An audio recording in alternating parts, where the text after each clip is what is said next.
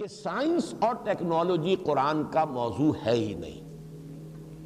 البتہ قرآن حکیم میں اس کے حوالے موجود ہیں، کاسمولوجی کے ہیں، جیولوجی کے ہیں، امبریولوجی کے تو بہت ہیں، بار بار آتا ہے امبریولوجی کا معاملہ، کن مراحل سے ہو کر انسان کی جنین جو ہے وہ بطن مادر میں کن کن مرحلوں سے گزر کر مکمل ہوتا ہے، یہ بہت آیا ہے۔ پھر یہ کہ بہت سے وہ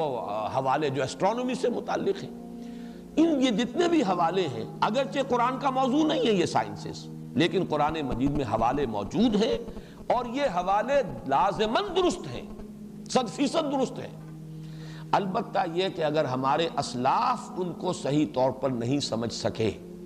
تو اس میں ان پر کوئی طعن نہیں ہے، کوئی الزام نہیں ہے، اس لیے کہ اس میدان میں قرآن کا اصل موضوع تو یہ تھا ہی نہیں، اور یہ چیزیں سمجھ میں آ سکتی تھی جبکہ خود انسان کا وہ انسانی علم جو ہے ترقی کر کے اس حد تک آئے کہ وہ ان حوالوں کو سمجھ سکے،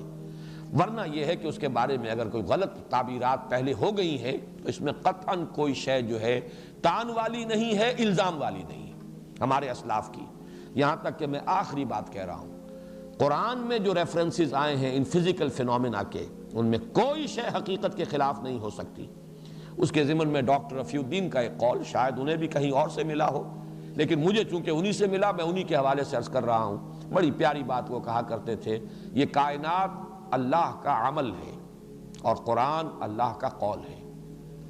قول اور عمل میں کوئی فرق نہیں ہو سکتا۔ انسان کے قول و عمل میں بھی اگر کوئی فرق ہو اور تضاد ہو تو گویا کہ وہ انسانیت کی سطح سے کچھ نیچے اتر جاتا ہے، تو اللہ کے قول اور عمل میں تضاد کیسے ممکن ہے؟ لازماً یہ حوالے 100% درست ہیں کہ سائنٹیفک فینومینا جیسے جیسے وہ اب ریویل ہو رہے ہیں، جیسے جیسے علم جو ہے ایکسفولیشن ہو رہی ہے علم انسانی کی، وہ حضرت آدم میں جو میکینزم رکھ دیا گیا تھا، علم آدم الاسماء کلہا، جیسے کہ جو آم کی گٹھلی سے آم کا پورا درخت وجود میں آتا ہے، ایسے ہی وہ حضرت آدم کے وجود میں جو میکینزم رکھ دیا گیا تھا حصول علم کا، علم بالحواس، علم بالعقل، یہ اسی کا نتیجہ ہے اور اسی کی یہ ایکسفولیشن ہو رہی ہے، یہ پھیل رہا ہے۔